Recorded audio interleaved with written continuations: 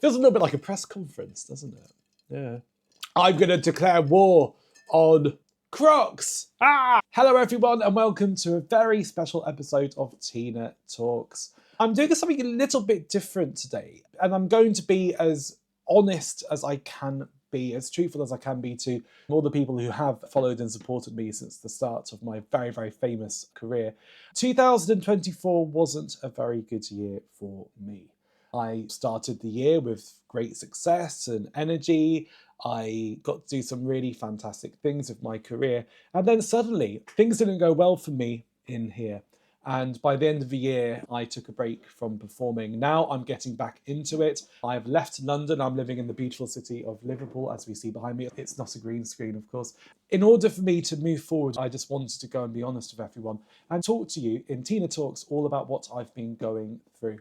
I did a little quick poll on my Instagram if anyone had any questions they wanted to ask. I have them all ready to go. Also, I'm going to answer questions from my own head as well. I just want to be fully honest with everyone. Lots of love. Thank you so much for continuing to support my career. I'm here with a lovely glass of Bianca Del Rio vodka with lemonade. It's going to be a wonderful time. So let's relax, get a drink if you want, and let me go and spill my, not vodka, spill my tea, as the kids say. Cheers.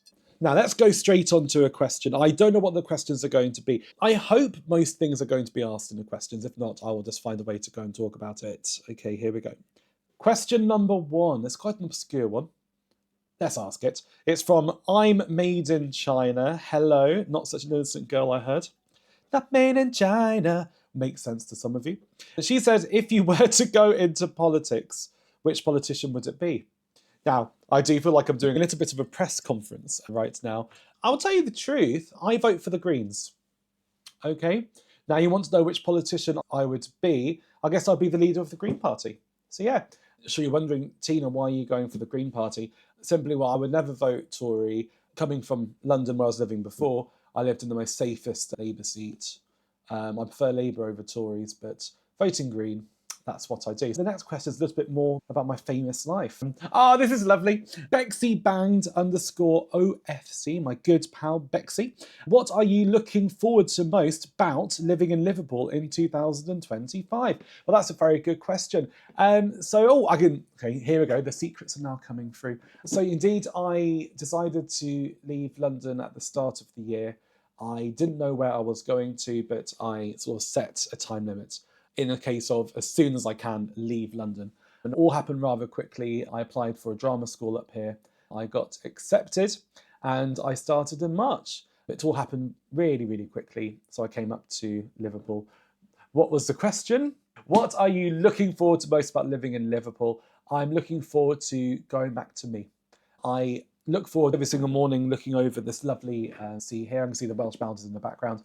I'm becoming more and more inspired. This year, I can now go into my truths now. This year, I'm taking things a lot more slowly. Before I took my break in December, I was doing 5 to 7 nights a week in drag, constantly performing, constantly travelling around. In November, I think it was my 5th gig in a row, I was hosting my weekly comedy night in East London. I'm not going to drag anyone through the mud because it's all about what's in here, but you can find out what their name is. And they weren't doing any marketing for my show. We had lots of technical problems. That certain show, the microphone went off, the speaker went off, the audience weren't happy, so they were leaving. The comedians weren't happy at the event. And after the show, I just sat there and I didn't know what to do. I was like, everything sort of went black in my mind. And I realised I can't do shows like this anymore. You know, they were very, very welcoming to me.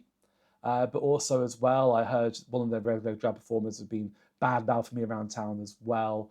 I would send a message to the manager and he wouldn't reply to me. And I just felt a little bit just stuck there. And I was thinking about the night before, I was hosting a RuPaul's Drag Race viewing party in a certain part of London as well. I'm not dragging anyone down, you can find it in my post. Hardly any promotion. One person turned up. And I'm expected there to go and do a show. I had a few homophobic comments made about me. These are the things, I want to do, okay, Teena, you get the money. That is really, really good. But it's not about the money, it's about my mental health, it's about me enjoying myself being a performer. And I love to perform to lots of people. I like to feel welcome wherever I am. And a lot of the fear you have, especially in the rat race of performing in drag, especially in London, is that, you know, if you do a bad performance, they're going to get someone else. Or if you don't get enough people in, they're not going to want you there. Like the comedy venue, it's like, you know, you should be bringing a lot more people, one of the staff members said to me. And it's like, well, how can I get people excited about a show which doesn't have working speakers? Anyway, I'm sure we'll go back to that topic in a bit. So after the comedy thing, it all went black, and I decided I couldn't do it anymore. I booked a flight to Bilbao, and the next morning I flew out to Spain. I cancelled all of my shows. I had no plan to come back to the UK. It was a bit scary, actually. Thank you to all my close friends who've reached out to me. I only told 1 or 2 people. I deleted my Instagram, and I was like, I'm not going to come back to the UK. I'm going to stay in Spain until I'm better, until I know what I'm going to do. And I had the realization I need to perform for the shows I want to do. And yeah, I kept on cancelling my flights. And in the end, I ended up coming back because I had 1 gig I had a contract to do. So when I came back to the UK, I was going to do this comedy show at the same comedy venue. They didn't want the show anymore. But it was not because of my little breakdown. It all came together. Breakdown is a really, really big word. I had to find another venue, and I put on social media saying, listen, I've got 10 comedians, I have Teena's special Christmas show. And I got a few offers. And in the end, because of some quite pesky messages from different people from this certain bar, they were like, come along and do it. At ours, we have a space for you. And this certain venue, which shall not be named, but you can probably find it if you go through my posts, or if you're a queer entertainer in London, you know they've just sacked lots of their people and they're all going 0 contract. So that's a different story. And the deal was I would get a take of all the drinks. And of course, it's before Christmas. I said, okay, so there's the main bar's upstairs, but there's a stage, and downstairs is a more sort of intimate venue. I went, okay, so the bar upstairs, which is the one which is the main one, okay, I'll go and take 5%, which is not much, 5% of all the alcohol takings from 6 o'clock until close. And that was a deal. Then again, think about 5%, right? If it's going to be £1,000 sales, for me as a drag performer, I'm going to get £50. You know, essentially that's not much money. I have to travel there, I have to get an Uber back as well. It was not especially going to be very lucrative for me, but I had 10 comedians who waited for me to go and perform. So it went ahead there, 5%. Ended up turning up, the bar upstairs was shut. And I say upstairs, it's actually ground floor, the main one. It was shut. The bar member of staff wasn't sure the show was happening, didn't know anything about it. Everyone was downstairs. Downstairs bar had remained open, the small one. So with around 10 minutes to go, the comedians turned up, their friends turned up, the people who we invited to the show, the audience turned up, and we had a really, really good time. Including, I have to go and give a shout out to Tic Tac Granada as well, who I just met a few days before when I was in Granada on my little Spanish mental tour, and I'm going to be performing there as well soon. Keep that in mind. And the moment the show finished, the owner swans down and she went, okay, everyone, let's all go downstairs. We're shutting this room. She just walked out. And I said to all the audience, everyone who was still there, I went, no, we are not going downstairs. We are leaving this venue now. The next day I went home for Christmas. She sent me a message saying, last night we only took £450 for your show. That's not enough for us to go and pay the heating, the lights, and for a 1 bar staff member. And I never replied to her. Essentially, she was not going to pay me the £22.50 for me bringing at least that revenue to the show, this place, for 2 hours. Yeah, and that's another example as well. I was like, I'm done with London. But hopefully Liverpool's going to be better. Let's go on to the next question, shall we? Okay, next question I'm not going to ask. I've already answered it, but thank you very much, Marie. Trauma questions in a row. This is great. Okay, this is from Lady Rhoda Kill. What, not who, went down at the Edinburgh Fringe Festival? Okay, have a sip. This is a big one. Something which I've only told some very close friends like Lady Rhoda all about this. So in 2024, I did my show, An Audience of Teena, at Edinburgh Fringe as part of the PBH Free Fringe. PBH Fringe is a fantastic organisation. I want to put that out first. The venue I was performing at, it was the first week of Fringe. I was on at 3:30 after a variety performance. They had up to around 10 performers a show. And one thing I can't do when I'm getting ready, I cannot be in a room with lots of noise. I can't be in a room with lots of people trying to talk to me. I need to be by myself. It's just who I am. I'm not going to go into a certain disability I have, but I can't do it. But one thing I also can't do when I'm doing drag as well, I cannot apply my eyes all my lips until I get to the venue. It's just what I always do, because if you're getting public transport, if you're getting a car, something will happen. Okay, it's the last thing I do when I get to the venue. And what I was doing at the venue, which is going to stay completely anonymous, but you can probably find them in my posts. 3 performances to go, they pulled me into the office. They said, you can't get ready in the loos, you need to get ready downstairs. I said, I only do it because I need to go and be in a quiet place and there's too many people downstairs in the show before. And they went, okay, but we saw you yesterday walking around naked. I was not walking around naked. I had my drag pads on, which again are pads, like they are multi-layers, there's tights, everything on it. And I said, yes, I believe I left something I had to quickly go and run in the back of the venue. And they went, no, you can't do that here because we have children who might come in. I went, it's not pads, but I will make sure that I do it at home. It was only for one more performance, okay? I was not especially happy about it. Thinking about the staff as well, the staff in this venue as well, they are topless, okay? They could be topless, but again, this venue picked on me throughout Fringe. Again, I've not written all this down, just being honest, answering this question. Little things like my posters were taken down by the staff for fun. I felt bullied by the staff at that venue. I'm a demanding performer. When I go to a venue, I want to work. I recruited one of their bar staff and drag performers who will remain on this. There's more coming about this. And they, like, I would say to them, okay, 2 hours, please flyer for me. So we call it flyering when you hand out posters to shows. Please flyer for me 2 hours before my show. Nearly every single time I would turn up and they would just be talking to the staff, or they would be in the loo. And I can't confront. So it happened nearly every single time. I would walk in and say, oh, hi, how are you, darling? Mwah, mwah. Is everything okay? Have you handed out lots of flyers today? And they'd be like, yes, I'm going to head out in a moment. I went, okay, good. All right, thank you very much. And I could see this pissing them off. I could see it, okay? But I'm not going to be like, why aren't you doing it? Because that was pretty much what's implied. And also as well, in my first day there, I was hanging out with the staff. And again, when you're drag performers, you hang out with lots of other people. I was hanging out with them, and one of them mentioned that, and it wasn't this certain performer, it was their friend. They're mentioning how they do lots of drugs and how they live in supported housing. And they then mentioned how funny it was that yesterday they came to work on drugs. And I just went, I don't think that's very professional turning up to work on drugs. Things like that, I was rubbing them up the wrong way, just speaking my truth. Maybe I should just accept people do drugs. I don't know. I'm just not that type of person. I don't like drugs, don't want to be in a druggy world. When I do work, I turn up to be on time, I turn up to be professional. They hated me, the staff hated me, tore down my posters, were so cold towards me, ripped me off a few times for some of the drinks. That's a different story.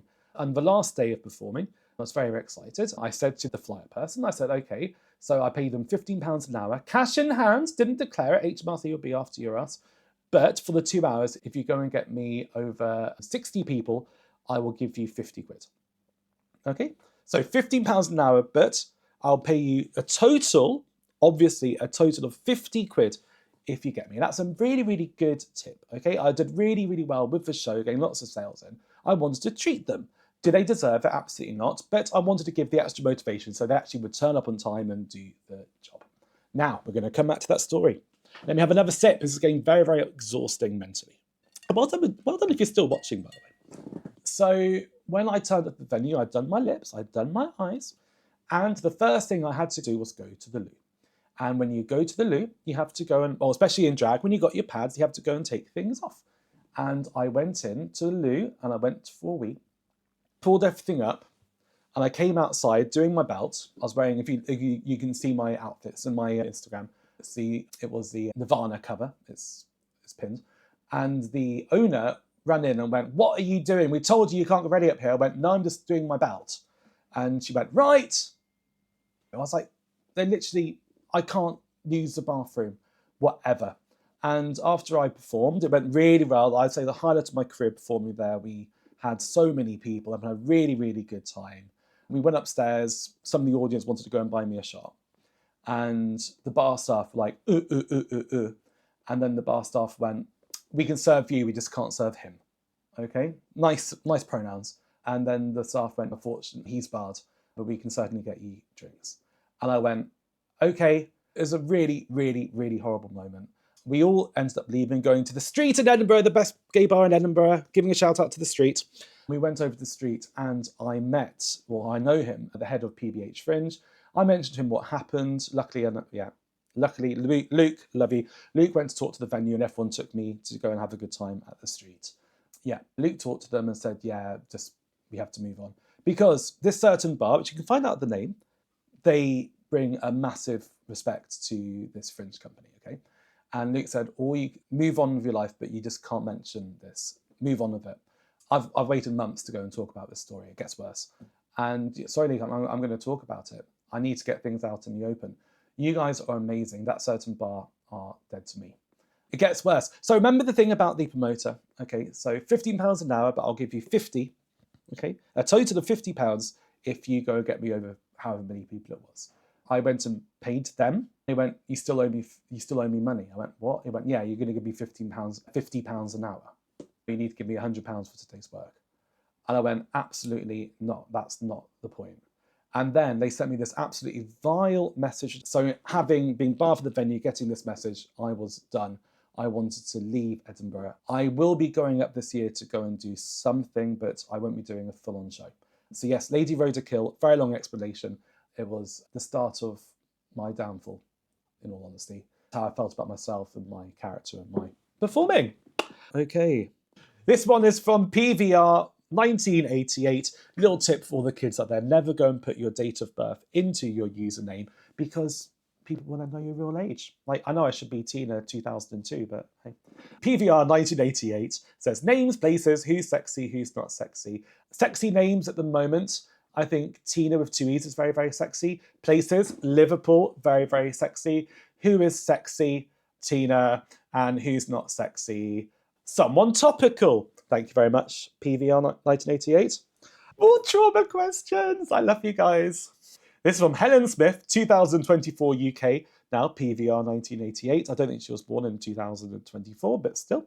You were the Queen of Clapham, then you stopped performing there. Completely why? This was the start of my downfall, maybe. Indeed, I started my career performing in the beautiful area of Clapham, the gay haven in South London. I performed specifically at one certain venue. You can go and find them out very easy by looking through my social media. And to cut a long story short, they didn't pay me for a very, very long time. I kept them talking to the manager, kept them talking to the director. We're going to sort it out. Just, you haven't been paid yet, blah, blah, blah. Other performers got in touch with me. We were all going through the same thing. And then I stopped working there. It was not going to happen anymore. They owed me too much money. And in the end, like many other performers, I had to go and take them to small claims with some help from some lovely, lovely people. We came up with a deal for them to go and pay me every single week. And it's over 4 figures, which as any human being, it's a lot of money, right? Pay me every single week. And if not, there's going to be a fine incurred. So we have a little contract. It was something ridiculous, like £150 a week. And if they ever missed a payment, there'll be an extra fine of 10% on the overall amount waiting to go.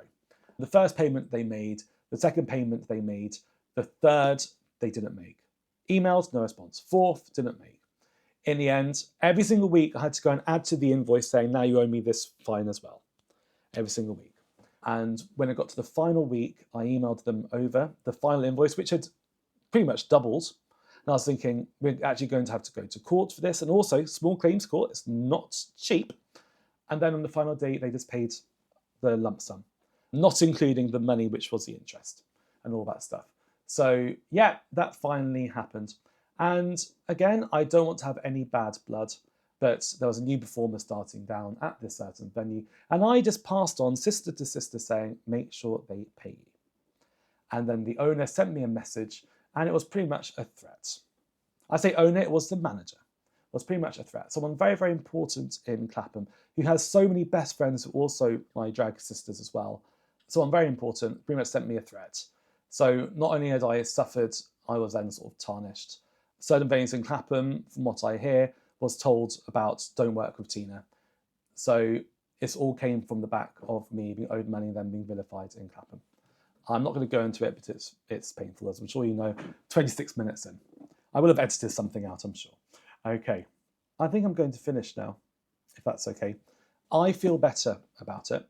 Thank you. Thank you so much for listening to me today. If you got all the way through this, congratulations, you don't have a life. No, I sincerely appreciate it. I've had to be self-reflective since taking time off doing drag. And one thing I've realised is that I've lost the passion. I've lost the joy of performing. And whenever I go to a new venue, even up north, I am terrified. I have so much anxiety that something is going to go wrong. I am going to fail. I've had a few shows recently. I've literally been shaking walking into the venue just to go and get ready. And I'm just terrified about messing up or something going wrong. For example, last year, Drag Idol UK, I did very, very well. I won all of my heats in London. I got to go to the semi-finals where I lost. That's all fine because the winner of that semi-final won the whole competition. This year, I've done it 2 times in Manchester and I've lost both times. And yeah, absolutely terrified walking in. And the last one I did, I have a wig bag. I have around 18 hat boxes. They're all the same. And when I got to the venue, into the dressing room, I was like, oh, I must have brought along my hat box. That's very, very weird. He keeps on putting stuff into my hat box. I'm taking it out, thinking they're being so, so rude. And after I finished performing, it's fine, I didn't win. I ended up leaving, put my wig in the hat box and just left. La la la la la la la la. The next day, I got an email. We all got an email from the venue being like, someone has made a theft and someone has stolen our queen's hat box. You need to go and return it. I looked over and I had 2 hat boxes together the same size. I returned it, but it was very, very embarrassing. I don't want to be that anxious anymore. I don't want to be anxious walking in. I want to remember everything. So here's a big change in my career. I am now going to be the Teena character all the time. My name is Lucian. Lovely to meet you. From now on, I'm going to be Teena when I'm doing the Teena stuff. Because if I'm Teena, I have so much of a better time. I don't care as much. I'm there to have a good time with everyone there. The moment I'm Lucian, I'm a sensitive Cancerian at the end of the day. Everything bothers me. But when I'm actually Teena, nothing can go wrong. So I need to continue separating the characters. You're going to see a lot less Lucian, a lot more Teena. And I'm just going to find the joy of performing because I love performing as Teena. And hopefully people enjoy her. She's not a very, very nice person. But there's comedy in that. And there's too much niceness in the queer community, guys and girls and non-binary thems. Teena is evil, and I enjoy being evil. And if you're evil to me, it's fine, because I'll be evil back, and then nothing can hurt me. So we're going to cut it here. Make sure you go and subscribe to Teena Talks. I'm going to be doing some really exciting things coming up soon. So subscribe to whatever my channel's called on YouTube. Head to Instagram at She Is Very Famous, where you'll be able to go and see lots of beautiful things. Maybe you're watching this on Instagram. I don't know where I'm going to put it up. But yes, sending you lots of love. Teena. All right, let's do some drugs. Oh wait, I'm not in Scotland. Bye!